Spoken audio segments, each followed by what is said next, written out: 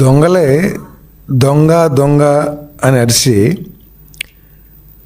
ప్రజల్ని తప్పుదోవ పట్టిస్తానికి ఏ విధంగా ప్రయత్నం చేస్తారో అదేవిధంగా వైఎస్ఆర్ కాంగ్రెస్ పార్టీ వాళ్ళు నిన్న తాము అధికారంలో ఉన్నప్పుడు చేసిన పాపాలను కప్పిపుచ్చుకోవటానికి ఈ విద్యుత్ ఛార్జీల పెంపు అని చెప్పేసి అబద్ధాలు ప్రచారం చేస్తూ పెద్ద షో క్రియేట్ చేస్తానికి ప్రయత్నం చేశారు.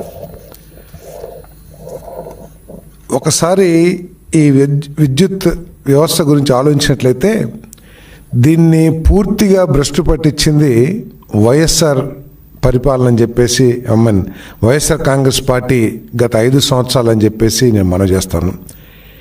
ఏదైనా వ్యవస్థని నిలబెట్టి దాన్ని సస్టైనబుల్ చేయాలంటే కొన్ని స్వార్థాన్ని వదులుకొని అదేవిధంగా అస్థిత పక్షపాతాన్ని వదిలేసుకుని పనిచేస్తే ఆ వ్యవస్థలు ఎక్కడన్నా బాగుపడతాయి.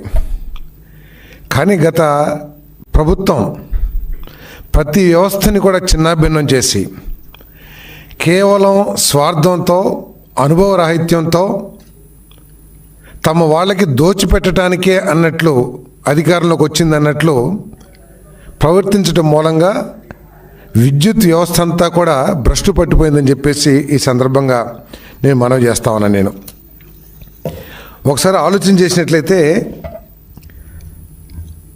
దాదాపు 23 మిలియన్ యూనిట్లు లోట్లో ఉంటే అటువంటి పరిస్థితుల్లో 2014లో చంద్రబాబు నాయుడు గారు అధికారంలోకి వచ్చారు.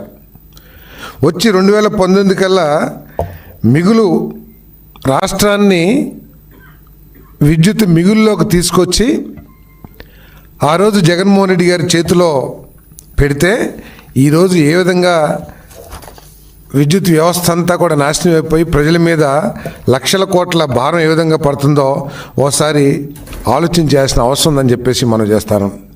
ఏమైనా రాష్ట్రంలో వనరులు లేవా అంటే రాష్ట్రంలో ఉన్నన్ని వనరులు దేశంలో ఏ రాష్ట్రంలో కూడా లేవనేది వాస్తవం. కేవలం జగన్ అవినీతి అదేవిధంగా కక్ష సాధింపు చర్యల మూలంగానే ఈ విద్యుత్ వ్యవస్థకి ఈ దుస్థితి పట్టిందని చెప్పేసి నేను మనవి చేస్తా ఉన్నాను. 5 సంవత్సరాల గత ప్రభుత్వ పరిపాలనలో 10 సార్లు విద్యుత్ ఛార్జీలు పెంచి దాదాపు 32,000 కోట్ల రూపాయల భారాన్ని ప్రజల మీద వేసిన విషయాన్ని మరి ఈరోజు ఒకసారి జ్ఞాపకం చేసుకోవాల్సిన అవసరం ఉంది, ప్రత్యేకంగా వైఎస్ఆర్ కాంగ్రెస్ పార్టీ నాయకులని చెప్పేసి మనం చేస్తాను.